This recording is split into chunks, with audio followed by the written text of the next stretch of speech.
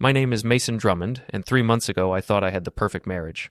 Turns out I was about as wrong as a man can be without actually ending up in a mortuary. I'm 39 years old, work as an IT project manager for a mid-sized tech company in suburban Dallas, and I used to believe that my wife Sara loved me. Used to believe a lot of things, actually, like that 15 years of marriage meant something. That vows weren't just pretty words you say in front of your relatives. That when your wife starts working late every Tuesday and Thursday, she's actually working. The first crack in my perfect little world came on a rainy October evening. I was in my home office wrestling with a project timeline that made about as much sense as a chocolate teapot when I heard Sara laughing in the kitchen. Not her polite company laugh or her tired after work chuckle. This was different, intimate, the kind of laugh she used to give me back when we were dating. I crept to the doorway and saw her leaning against the counter, phone pressed to her ear, twirling a strand of her blonde hair around her finger like a teenager. She was wearing the red dress I'd bought her for our anniversary, the one she claimed was too fancy for every day. "Stop it. You're terrible," she whispered into the phone, her voice dripping with flirtation. "What if Mason hears you?" My stomach dropped like a stone in deep water. Mason. She was talking about me, to someone else, someone who apparently said things that made her giggle like a schoolgirl. I backed away quietly, my mind racing. 15 years of marriage, and I'd never heard her mention my name to another person with that tone, like I was an obstacle, a problem to work around. That night, after Sara went to her book club meeting, which suddenly seemed suspicious as hell, I did something I'd never done before. I went through her things. Her laptop was password protected, naturally, but Sara wasn't exactly a cybersecurity expert. Her password was our anniversary date, same as it had been for years. Within 10 minutes, I was scrolling through her email, feeling like a creep but unable to stop myself. What I found made me wish I'd stayed ignorant. Dozens of emails to someone named Trent Willis. Trent worked in Sara's HR department, apparently. The early emails were professional enough, meeting schedules, policy discussions, the usual corporate nonsense. But as I scrolled down, they got progressively more personal. "Thanks for lunch today. I haven't laughed that hard in months. Mason's working late again. Sometimes I wonder if he even notices I exist.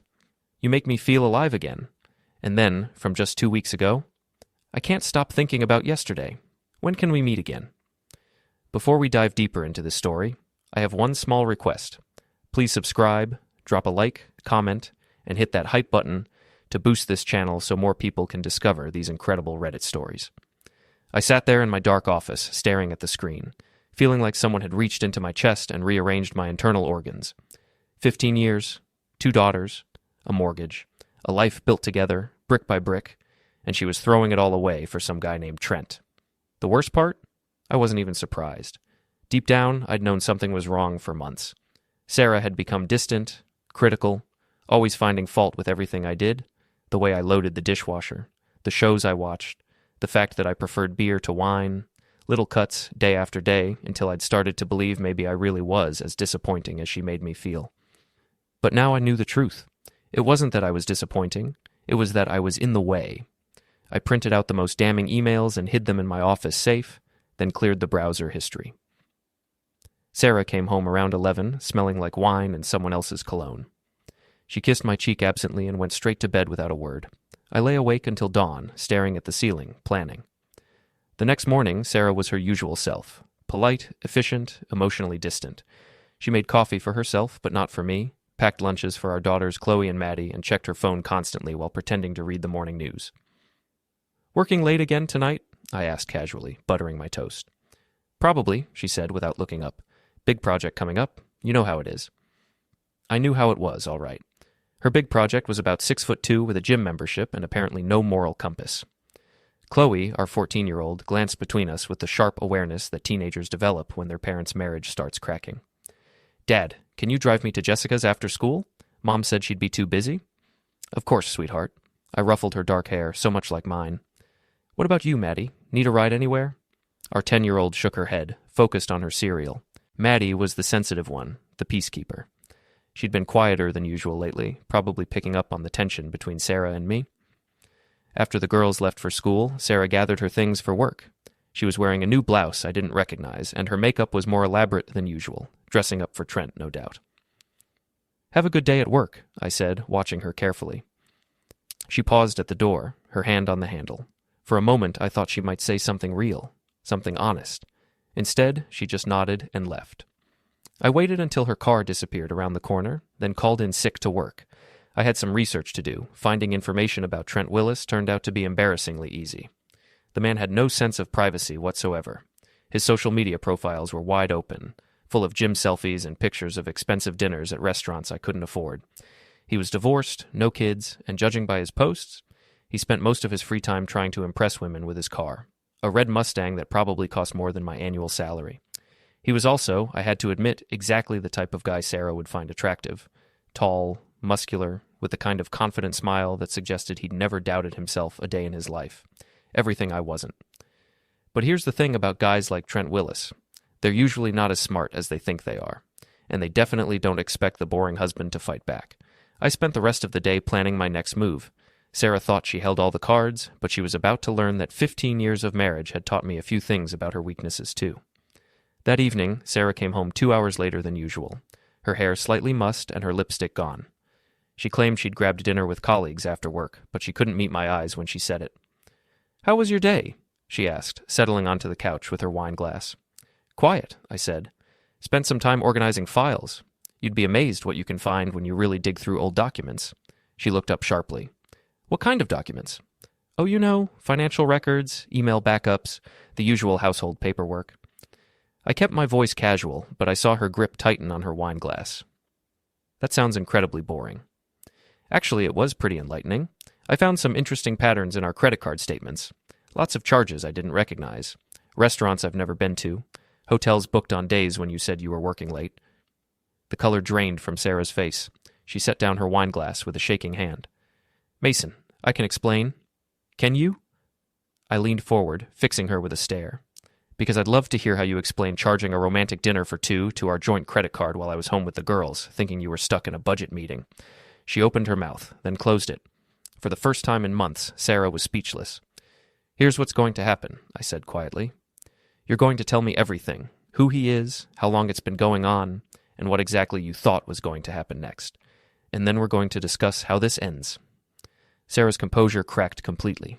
Tears started streaming down her face, but they looked more like panic than remorse. "It's not what you think," she whispered. "Really? Because what I think is that my wife has been having an affair with a coworker named Trent Willis for at least 3 months, using our money to fund their romantic dates while lying to me and our children every single day. Am I wrong about any of that?" Her face went white as fresh snow. She hadn't expected me to know his name.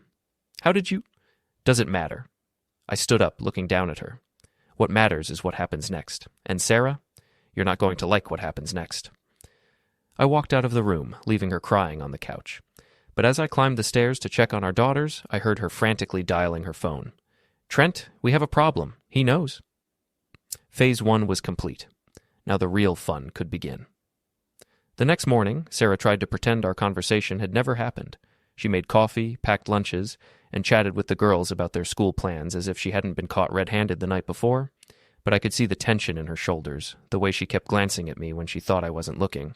I played along, let her think maybe she could smooth this over with enough normalcy and denial. People like Sara always underestimate how much damage they've actually done. After the girls left for school, she finally worked up the courage to approach me. I was sitting at the kitchen table, scrolling through my tablet and drinking coffee like it was any other morning. "Mason, about last night," she began, perching on the edge of the chair across from me. "What about it?" "I think you misunderstood what you saw. Those charges, they weren't what you think. Sometimes the team goes out after work, and I put it on our card because it's easier to expense later. Sara." I looked up from my tablet, meeting her eyes directly. "Stop." She fell silent. "I read your emails, all of them. I know about Trent Willis, I know about your Tuesday and Thursday meetings, and I know you've been lying to me for months. So let's skip the part where you insult my intelligence with more lies, and get to the part where you tell me what you want." Her face cycled through several expressions: surprise, anger, calculation. Finally, she settled on defiance. "Fine." She straightened in her chair, lifting her chin. "Yes, I've been seeing Trent, and yes, I've been unhappy in this marriage for a long time. We've grown apart, Mason. We want different things. We're different people than we were 15 years ago." "Interesting theory. When did you decide we'd grown apart? Before or after you started having dinner dates with your coworker?" "It's not that simple." "It's exactly that simple. You made a choice. You chose to betray our marriage instead of talking to me about whatever problems you thought we had. You chose to lie to our children. You chose to spend our money on another man. So now I'm asking you, what do you want? She was quiet for a long moment, staring at her hands. When she looked up, there was something cold in her eyes that I'd never seen before. I want a divorce. There it was, the words that had been hanging between us for months, finally spoken out loud. And Trent? That's none of your business. Actually, it is my business. It's very much my business when my wife's affair partner is going to be around my children. Her jaw tightened. Trent is a good man. He makes me happy. He sees me as more than just a housekeeper and babysitter. Is that what you think you are here? A housekeeper and babysitter? Isn't it? When was the last time we went somewhere together, just the two of us? When was the last time you surprised me with anything? When was the last time you made me feel like a woman instead of just a wife? I stared at her, genuinely amazed. When was the last time you acted like you wanted to spend time with me? When was the last time you initiated any kind of affection? When was the last time you treated me like a husband instead of a roommate you barely tolerate? That's not fair. None of this is fair, Sara, but here we are. I leaned back in my chair. So you want a divorce? Fine. What are your terms? She blinked, clearly not expecting me to be so calm about it. I want joint custody of the girls, and I want half of everything. The house, the savings, the retirement accounts. That's what's fair. And what about Trent? Where does he fit into this picture? She lifted her chin again, that defiant look returning. I love him. We're going to be together. You love him? I repeated the words slowly, tasting them. After 3 months of sneaking around, you love him. Yes? More than you love your family? It's not about choosing. It's exactly about choosing. You chose him over us. Over me, over Chloe, over Maddie, over the life we built together. I stood up, walking to the window. Here's the thing, Sara. You seem to think you can have it both ways.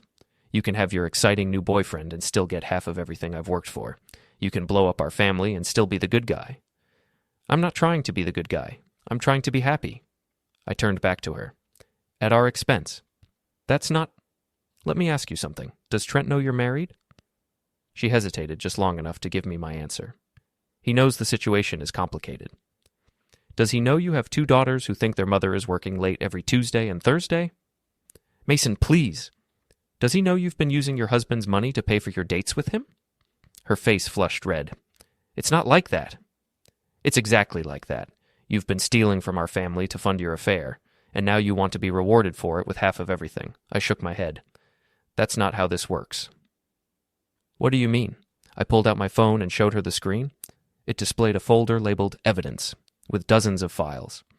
I mean, I've documented everything. Every lie, every charge, every email. I've got enough evidence to make your life very complicated in a divorce proceeding.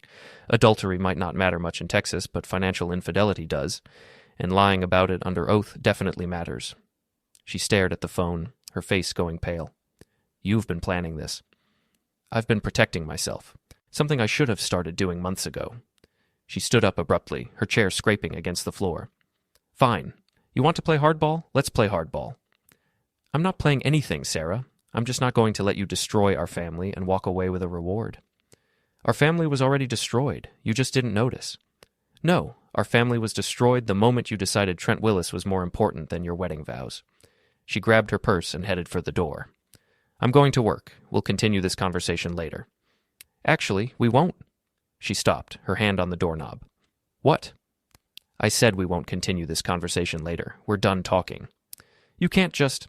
I can, and I am. You want a divorce? Fine. You'll hear from my lawyer. Mason, be reasonable. I am being reasonable. I'm giving you exactly what you asked for. I walked over to the front closet and pulled out 2 suitcases, the ones we'd used for our last family vacation, back when we still pretended to be happy. I packed some of your things. The rest will be boxed up and delivered wherever you want them sent. She stared at the suitcases like they were poisonous snakes. You can't kick me out of my own house. It's not your house anymore. It's my house where I live with my daughters. You made it very clear that you'd rather be somewhere else. The girls will be told that Mommy decided she needed some time to think about what she really wants. Which is true, isn't it? Tears started streaming down her face again, but this time they looked real. I never meant for it to happen this way. Yes, you did. You just thought you could control how it played out. I picked up the suitcases and set them by the door. You thought you could have your affair, and your divorce, and your fresh start, and I'd just go along with whatever you wanted because that's what I've always done. You thought I was too weak or too stupid or too dependent on you to fight back. That's not true, isn't it? When was the last time I said no to you about anything that mattered? When was the last time I stood up for myself instead of just trying to keep the peace? She didn't answer. You got comfortable thinking of me as a pushover. Well, surprise, I'm not. I opened the front door and gestured to the suitcases. Your boyfriend is expecting you, isn't he? I'm sure he'll be happy to help you figure out your next move. She picked up the suitcases with shaking hands. This isn't over, Mason. Yes, it is. You just don't know it yet. She walked out, and I closed the door behind her. Then I turned the deadbolt and slid the chain lock into place. Through the window, I watched her load the suitcases into her car. She sat in the driver's seat for a long time, probably calling Trent or trying to figure out what to do next. Finally, she drove away. I went to my office and opened my laptop. I had a lot of work to do before the girls got home from school. Sara's first mistake was thinking I'd change my mind overnight. Her second mistake was underestimating how much our daughters had already figured out. I picked up Chloe and Maddie from school that afternoon, and we stopped for ice cream on the way home. It was something Sara never had time for anymore. Too busy with her work projects. Dad, Chloe said carefully, spooning chocolate chip mint into her mouth. Is Mom okay? She seemed really upset this morning. Maddie looked up from her strawberry cone, those big brown eyes full of worry.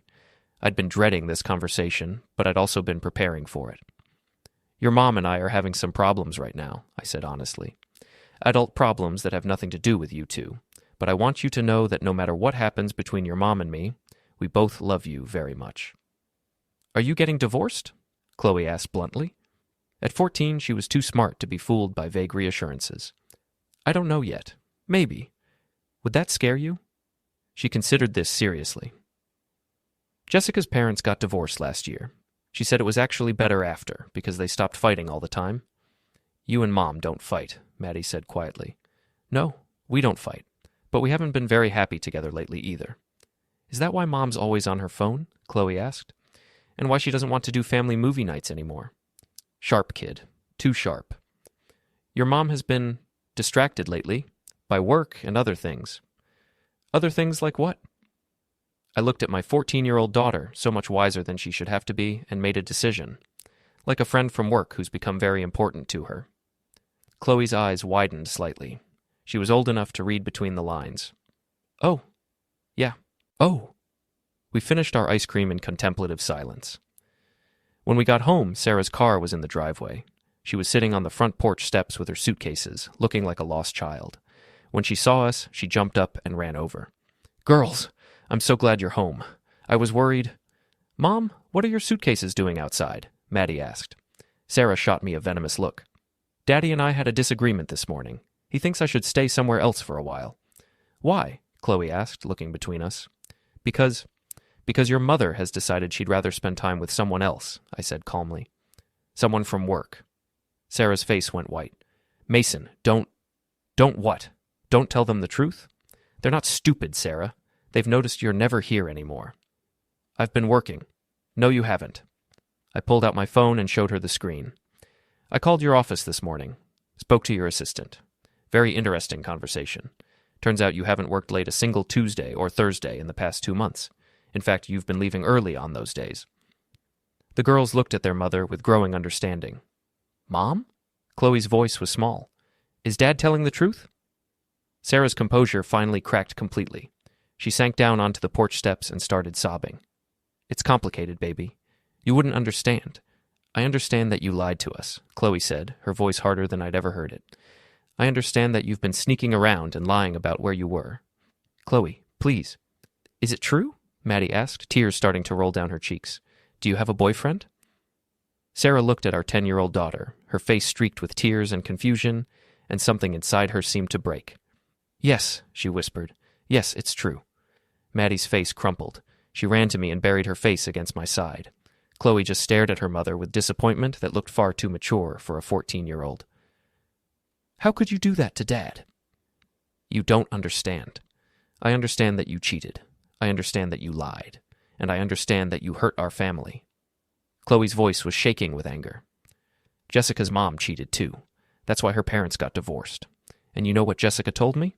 She said she was glad her dad found out because her mom was making everyone miserable with all the lying. Sara looked like she'd been slapped. Chloe, that's not fair. What's not fair is what you did to us. I put my arm around Chloe's shoulders. Girls, why don't you go inside and start your homework? Your mom and I need to finish our conversation. They went inside, Maddie still crying, and Chloe looking like she wanted to punch something.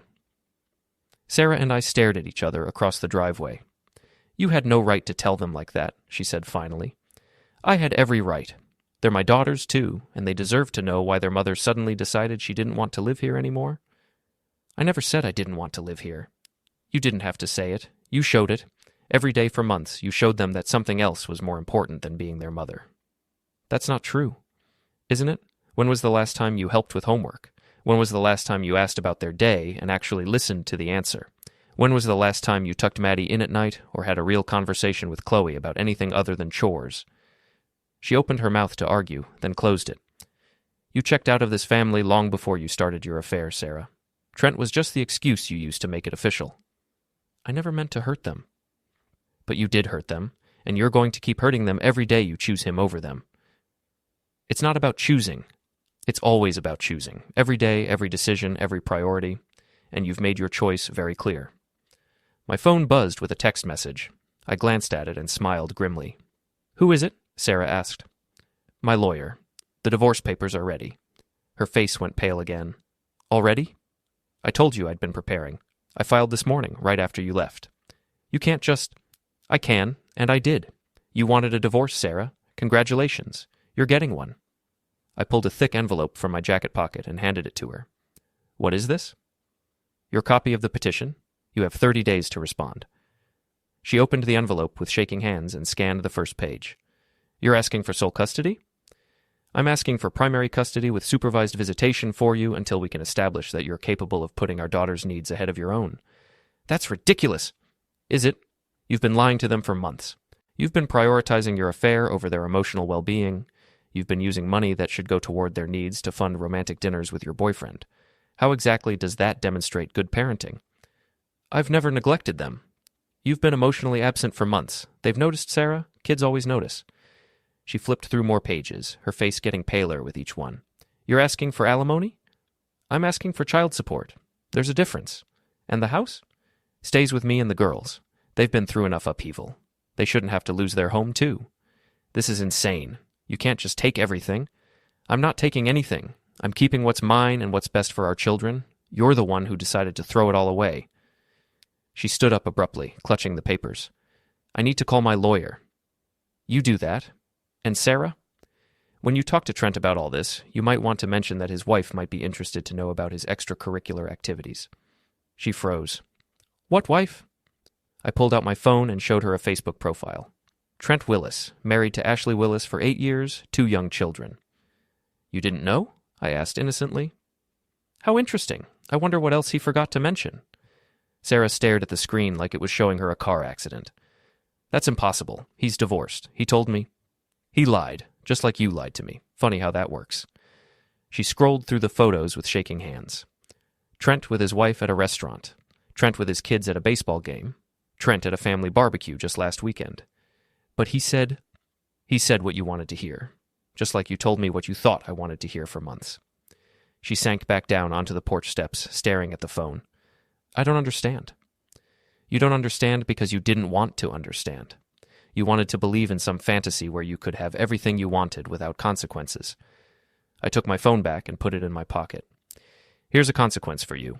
Trent Willis is a liar and a cheater, just like you. The only difference is he's better at it. Sara looked up at me with tears streaming down her face. What am I supposed to do now? That's not my problem anymore. But if I were you, I'd start by figuring out where you're going to sleep tonight, because it's not going to be here. I picked up her suitcases and set them next to her car. The girls will need some time to process all this.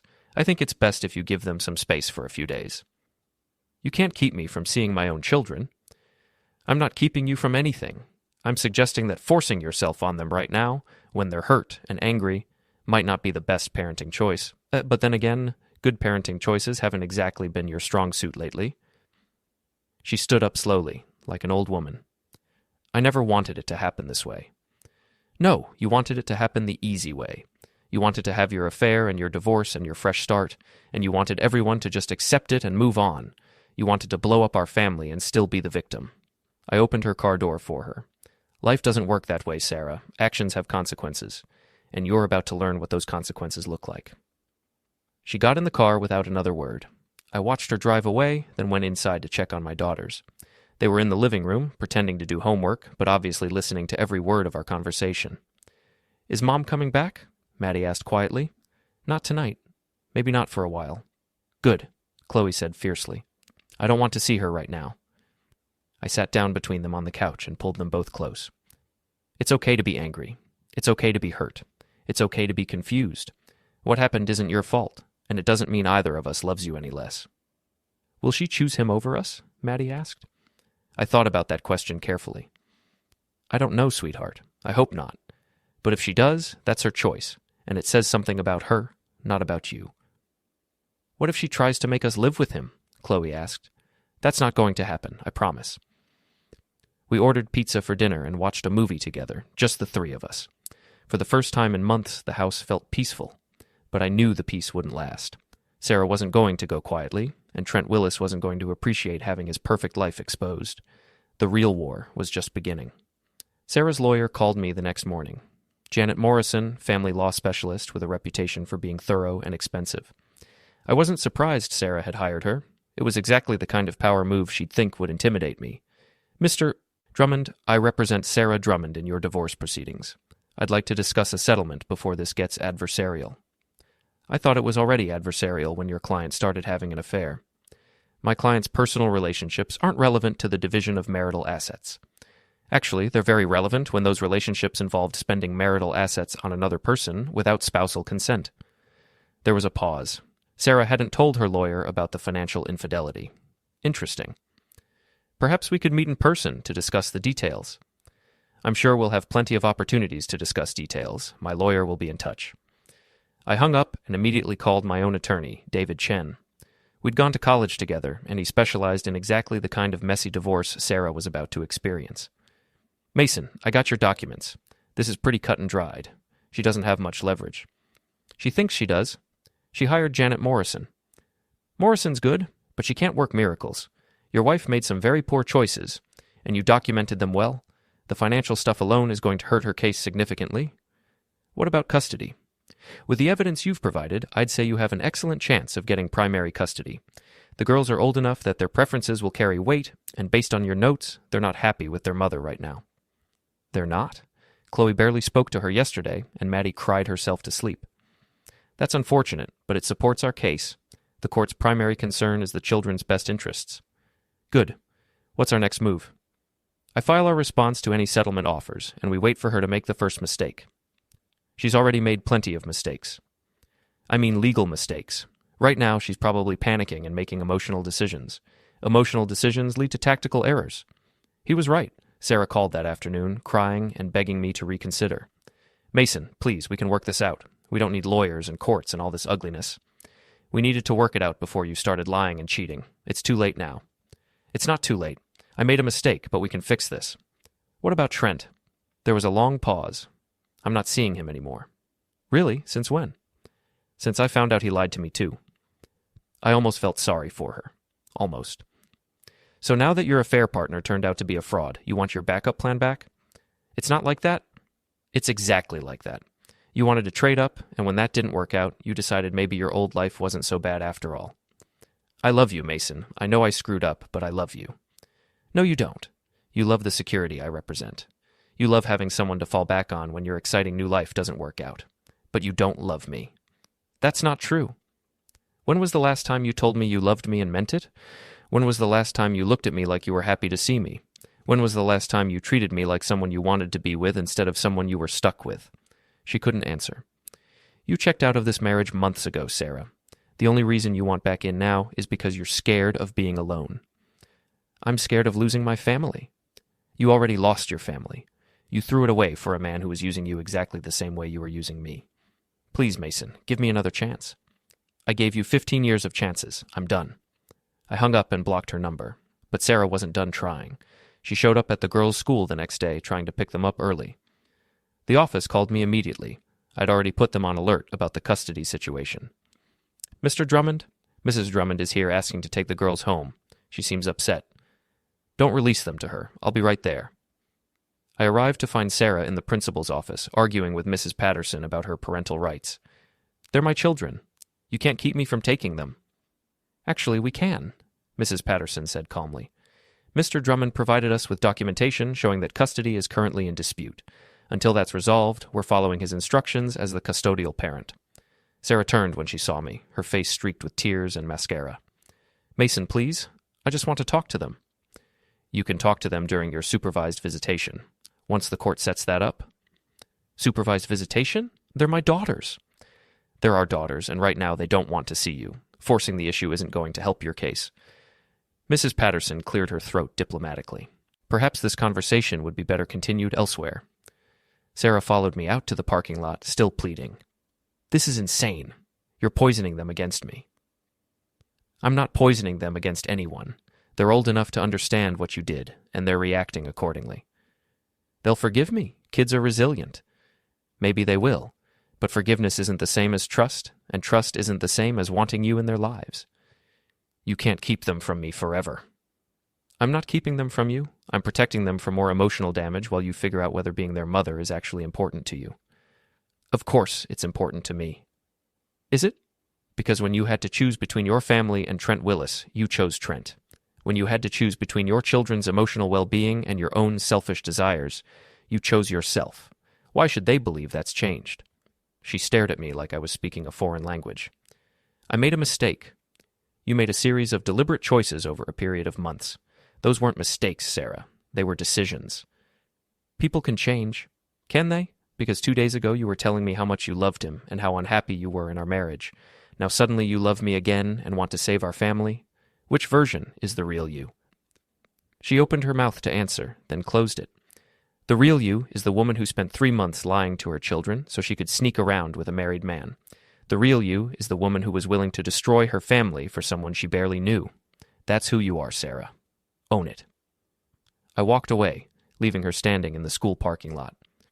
That evening, I got a call from an unknown number. Is this Mason Drummond? Who's asking? This is Ashley Willis. I think we need to talk. Trent's wife. This was going to be interesting. I think you're right. When and where? We met at a coffee shop downtown the next evening.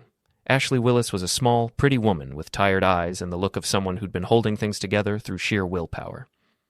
I found some interesting text messages on my husband's phone, she said without preamble. Messages from your wife. I'm sorry you had to find out that way. Are you? Because you're the one who sent me the information about their affair. I'd sent her an anonymous email with screenshots of Sara's messages to Trent. It seemed like the right thing to do. You deserve to know. Yes, I did. Just like you deserve to know. She pulled out her phone and showed me the screen. These are from yesterday. The messages were from Sara, begging Trent to meet her, telling him she'd left me and they could be together now. His responses were brutal. It was fun while it lasted, but I'm not leaving my family for you. Find someone else to solve your problems. She doesn't know when to quit, I said. Neither does he. This isn't his first affair, but it's going to be his last. You're divorcing him? I'm taking him for everything he's worth, and I'm making sure everyone knows exactly what kind of man he is. She pulled out a thick folder and slid it across the table. Copies of everything I found, phone records, credit card statements, hotel receipts, emails. I thought you might find them useful. I flipped through the documents. It was a treasure trove of evidence. Why are you helping me? Because your wife isn't the only victim here. My children are victims. Your children are victims. And I'm tired of selfish people thinking they can destroy families without consequences. What are you going to do? I'm going to make sure everyone at their office knows exactly what they've been doing. I'm going to make sure everyone in our social circle knows. I'm going to make sure their reputations are as destroyed as they tried to make our families. I liked Ashley Willis. If you need any help with that. Actually, I do. There's a company party next weekend. Big annual thing, all the employees and their families. I think it would be very educational for everyone to learn the truth about Sara and Trent. What did you have in mind? She smiled, and it wasn't a nice smile. Let me tell you what I'm thinking. By the time we finished our coffee, we had a plan. Sara and Trent thought they could sneak around and lie and hurt people without consequences. They were about to learn how wrong they were. The Meridian Industries annual family picnic was held every October at Lakeside Park, complete with catered barbecue, games for the kids, and enough corporate networking to choke a horse. Sara had dragged me to it for the past 5 years, always insisting we needed to maintain appearances and support her career. This year, I was going to support her career in a very different way. Ashley Willis had done her homework. She'd identified key people who needed to know the truth about Sara and Trent's affair. HR executives, department heads, and the wives of other employees who'd been wondering why Sara had suddenly become so friendly with their husbands. The plan was elegant in its simplicity, no dramatic confrontations, no shouting matches, just information delivered to the right people at the right time, and let human nature take its course. I arrived at the picnic with Chloe and Maddie, who were still processing everything that had happened but were excited about the games and food. Sara was already there, standing near the registration table with a forced smile, clearly hoping to project normalcy. She saw us and hurried over. "Mason, girls, I'm so glad you came." Chloe stepped slightly behind me. Maddie just stared at her mother with those big, sad eyes. "We came for the girls," I said simply. "They like the games." "Of course. That's great." Sara looked around nervously. "Maybe we could sit together, as a family?" "We are sitting as a family," Chloe said coldly. "Just not with you." Sara's face crumpled slightly, but she recovered quickly. "Chloe, honey, I know you're upset, but I'm not upset. I'm disappointed. There's a difference." My 14-year-old daughter walked away, heading toward the game area. Maddie followed without a word. "They'll come around," Sara said, but she didn't sound convinced. "Maybe, or maybe they won't. That's up to you." I left her standing there and went to find Ashley Willis. She was near the food tables, talking quietly with Mrs. Henderson from HR and Mrs. Park, the wife of Sara's department head. The conversation looked intense. I collected my daughters and found seats at a picnic table with a good view of the proceedings. Within an hour, I could see the effects of Ashley's information campaign spreading through the crowd like ripples on water. Groups of women would cluster together, talking in low voices, then glance toward Sara. Men who usually greeted her warmly were suddenly finding reasons to be elsewhere. The friendly atmosphere around her was evaporating like morning dew. Trent arrived with his own family around noon, apparently oblivious to what was happening. He was all smiles and handshakes, playing the role of devoted husband and father. That lasted about 10 minutes. I watched from across the park as Ashley approached her husband with their 2 children in tow. The conversation was brief and quiet, but I could see Trent's face change from confusion to panic as she spoke. Then she walked away, leaving him standing alone with their kids, who were looking up at him with bewildered expressions. "Dad, what's happening?" Chloe asked, following my gaze. "Justice," I said simply. Within another hour, both Sara and Trent had been pulled aside by different HR executives for informal conversations. I couldn't hear what was being said, but their body language told the story clearly enough. Sara kept gesturing frantically, trying to explain or justify something. Trent just stood there looking like he wanted to disappear. The afternoon continued its downward spiral from there. Sara's usual circle of work friends suddenly had other places to be. Trent's buddies from the gym stopped including him in their conversations. Even the catered food seemed to taste like ash, judging by the expressions on their faces. Around 3 o'clock, Sara finally worked up the courage to approach our table again. "Mason, can we talk privately?" "I don't think that's a good idea." "Please, just for 5 minutes." I looked at my daughters. Chloe shrugged. Maddie nodded slightly. 5 minutes, I said, standing up. We walked to a quiet area near the lake, away from the crowd. "This is your doing," Sara said without preamble. "You're destroying my career." "I'm not destroying anything. I'm just making sure people know the truth about what you've been doing." "You told Ashley Willis about us." "Ashley Willis deserved to know that her husband was cheating on her, just like I deserved to know that my wife was cheating on me." "That's different." "How is it different?" Because we were already having problems. Ashley and Trent were happy." I stared at her in amazement. "Do you hear yourself? You're actually arguing that it was okay to wreck their happy marriage because ours wasn't perfect? That's not what I meant. That's exactly what you meant. You've convinced yourself that your affair was justified because you were unhappy, but somehow their marriage was supposed to be sacred. I never meant for it to go this far.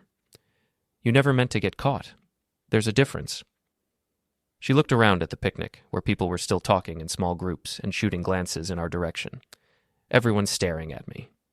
"Yes, they are, because they just found out that someone they trusted has been lying to everyone for months. I can't go back to work after this." "Probably not. Actions have consequences, Sara. You made choices, and now you get to live with the results. What about the girls? What about their college funds? What about our future? You should have thought about that before you decided Trent Willis was more important than your family. Her face crumpled, and she started crying again. But this time, it didn't feel like genuine remorse. It felt more like self-pity, an attempt to win back sympathy that had long since evaporated.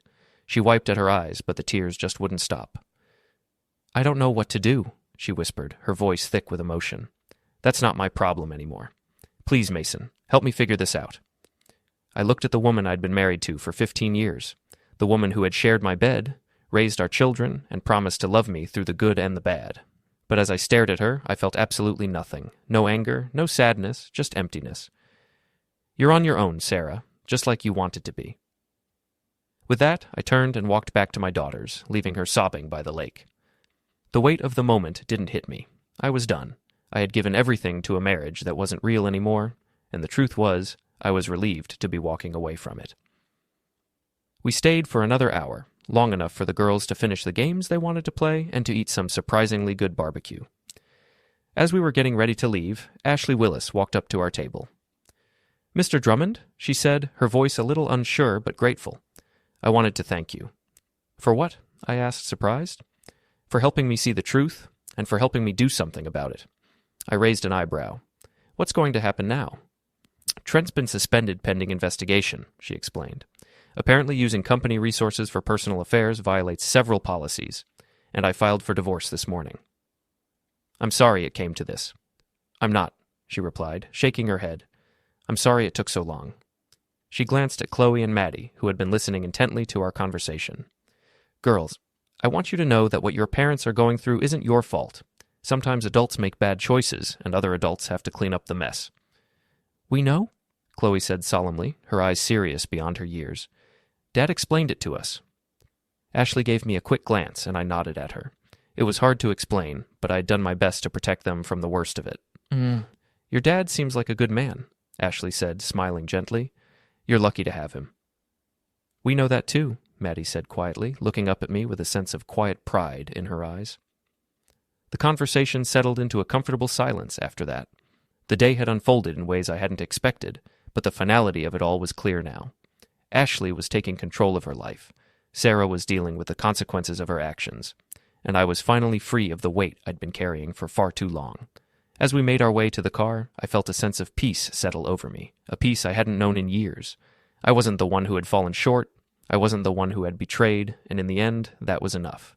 Sometimes the only way forward is through the truth, and finally, I was living in it. Ashley smiled and walked away, heading toward her own children, who were waiting by the parking lot. As we packed up our things, I saw Sara one more time. She was sitting alone at a picnic table, staring at her phone. Most of the other families had already left, and the few remaining groups were giving her a wide berth. She looked small and lost and completely alone. "Do you feel sorry for her?" Chloe asked, following my gaze. I considered the question carefully. "I feel sorry for the person she used to be, or the person I thought she was. But the person she actually is, the person who was willing to lie to you and your sister for months? No, I don't feel sorry for her." "Good," Chloe said fiercely. "She doesn't deserve it." We drove home in comfortable silence, the radio playing quietly and the afternoon sun slanting through the windows. For the first time in months, I felt like I could breathe properly. My phone buzzed with a text message as we pulled into our driveway. It was from David Chen, my lawyer. Sarah's attorney called. They want to discuss settlement terms. I think we've got them right where we want them. I smiled and put the phone away. The war wasn't over yet, but I was winning, and Sara was finally learning what it felt like to face the consequences of her choices. The settlement conference was scheduled for the following Wednesday at David Chen's office. Sara arrived with Janet Morrison and a briefcase full of documents, clearly hoping to mount some kind of legal counterattack. She looked terrible. Her usually perfect hair was pulled back in a messy ponytail, her makeup was minimal, and she was wearing a wrinkled blouse that suggested she'd been sleeping on someone's couch. "Mason," she said quietly as we sat down at the conference table, "thank you for agreeing to mediation. I'm not doing this for you. I'm doing it for the girls." Janet Morrison cleared her throat and opened her briefcase. "My client is prepared to make a reasonable settlement offer that takes into account the best interests of the children." David Chen leaned back in his chair. "We're listening." "Mrs. Drummond is willing to accept a 60-40 split of marital assets, with her taking the smaller portion. She's also willing to accept joint custody with alternating weeks. Interesting, David said. What does she want in return? She wants Mr. Drummond to agree not to pursue the financial infidelity claims, and she wants a non-disclosure agreement preventing either party from discussing the details of the marriage breakdown. I almost laughed out loud. Let me get this straight. She wants me to pretend she didn't steal money from our family to fund her affair, and she wants to make sure I can't tell anyone else the truth about what she did? My client made some poor personal choices, but your client committed adultery and financial fraud. Those aren't poor personal choices. They're betrayals of trust and violations of her fiduciary duty as a spouse. Sara spoke up for the first time. Mason, please, I know I hurt you, but dragging this through the courts isn't going to help anyone. It's going to help our daughters understand that actions have consequences. They're children. They don't need to know all the ugly details. They already know the ugly details, Sara. They lived through them. They watched you lie to them for months. They watched you choose another man over their family. I never chose anyone over them. You chose Trent over them every time you lied about where you were going. You chose him over them every time you spent money that should have gone to their needs on romantic dinners with him. You chose him over them every time you came home late and distracted and emotionally unavailable. Sara's face crumpled. I was confused. I was unhappy. I made mistakes. You made choices. And now you get to live with them. David Chen pulled out a folder and slid it across the table. Here's our counteroffer. Mr. Drummond keeps the house and all marital assets. Mrs. Drummond gets supervised visitation every other weekend until she completes counseling and demonstrates consistent, child-focused behavior for at least 6 months. Janet Morrison's eyebrows shot up. That's completely unreasonable. What's unreasonable is asking my client to reward his wife's adultery and financial betrayal with half of everything he's worked for. The court won't support such a one-sided agreement. The court will support whatever's in the children's best interests. And given the evidence we have of Mrs. Drummond's behavior, I think we're in a very strong position. David opened another folder and spread out photographs, bank statements, and printed emails. Hotel receipts charged to the family credit card. Restaurant bills for 2 when Mr. Drummond was home with the children. Text messages discussing lies she planned to tell her family.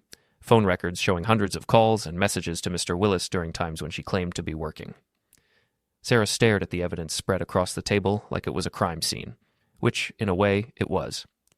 We also have statements from the children expressing their preference to live primarily with their father, and documentation of Mrs. Drummond's attempt to remove them from school without authorization. That was a misunderstanding, Sara started. It was a violation of the custody arrangement we'd already established, I said, just like everything else you've done since this started. Janet Morrison gathered up the documents and whispered something to Sara, who shook her head vehemently. My client needs time to consider this offer. Of course she does. Take all the time you need, but understand that this offer expires in 72 hours.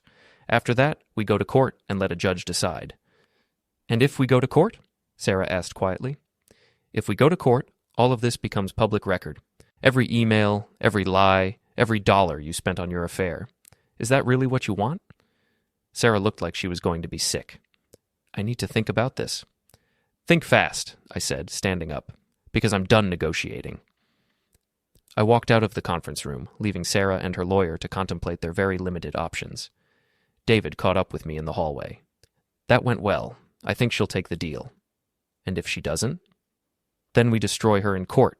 With the evidence we have, she'll be lucky to get supervised visitation once a month. My phone rang as I was driving home. It was Sara. Mason, please don't do this. Do what? Hold you accountable for your choices? Destroy my relationship with my daughters. I'm not destroying anything. You already did that. They'll forgive me eventually, but not if you turn them against me completely. I haven't turned them against you, Sara. You did that yourself. Please, I'm begging you. I'll sign whatever you want, but please don't take my children away from me. I'm not taking them away from you. I'm protecting them from further damage while you figure out whether being their mother is actually important to you. Of course it's important to me. Then prove it. Take the deal. Get counseling. Learn how to put their needs ahead of your own. Show them that they matter more than whatever man you're interested in this week. That's not fair. Fair? You want to talk about fair?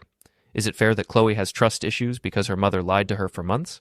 Is it fair that Maddie cries herself to sleep wondering if she did something wrong? Is it fair that they have to live with the knowledge that their mother chose a stranger over their family? Sara was crying again, but I was past caring. You want your daughters back? Earn them back. Prove that you're capable of being the mother they deserve. How am I supposed to do that with supervised visitation? The same way you're supposed to do everything else from now on, one choice at a time, one day at a time, one opportunity to do better than you did yesterday. I hung up and blocked her number again. That evening, I sat down with Chloe and Maddie to explain what was happening with the divorce. "Is Mom going to live with us again?" Maddie asked. "No, sweetheart. Mom and I are getting divorced. That means we're not going to be married anymore, and she's going to live somewhere else." "But we'll still see her?" Chloe asked. "Yes, you'll still see her, but it will be different than before." "Different how?" I chose my words carefully. "For now, when you see Mom, there will be another adult there too. Someone whose job is to make sure everyone feels safe and comfortable." "Why?" Maddie asked. "Because Mom needs to learn some new ways of being a parent. Ways that put you and your sister first, always." Chloe, who was too smart for her own good, understood immediately. "She has to prove she won't hurt us again." "Something like that, yes." "What if she can't prove it? Then we'll keep taking care of each other, just like we have been?" Maddie crawled into my lap and put her arms around my neck. "I don't want Mom to hurt us anymore." "She won't, baby, I promise." "How do you know?" "Because I won't let her." The next morning, David Chen called with the news I'd been expecting. "She took the deal, signed everything, it's over." "Just like that?" "Just like that. She gets supervised visitation every other weekend, you get primary custody in the house, and she agrees not to contest any of the financial arrangements." "What about the non-disclosure agreement?" "She dropped that demand. I think she realized it was better to accept the settlement quietly than risk having everything aired in open court. So it's really over." "It's really over. Congratulations, Mason, you won."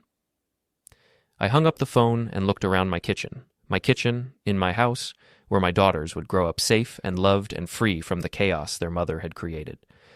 I didn't feel like celebrating. I felt tired and sad and relieved all at the same time, but mostly I felt free. That afternoon, I picked up the girls from school and took them out for ice cream again. It was becoming our tradition, a small ritual of normalcy in the midst of all the upheaval. "Dad," Chloe said, spooning mint chocolate chip into her mouth, "are you happy?" I considered the question seriously. "I'm not happy about what happened to our family, but I'm happy that we're going to be okay." "Are we going to be okay?" "We're going to be better than okay. We're going to be honest with each other, and we're going to take care of each other, and we're going to build something good out of what's left." "What about Mom? What about her? Is she going to be okay?" I looked at my daughters, these amazing, resilient, wise little people who'd been through so much and were still capable of worrying about someone who'd hurt them. "I don't know, sweetheart. I hope so, but that's up to her now."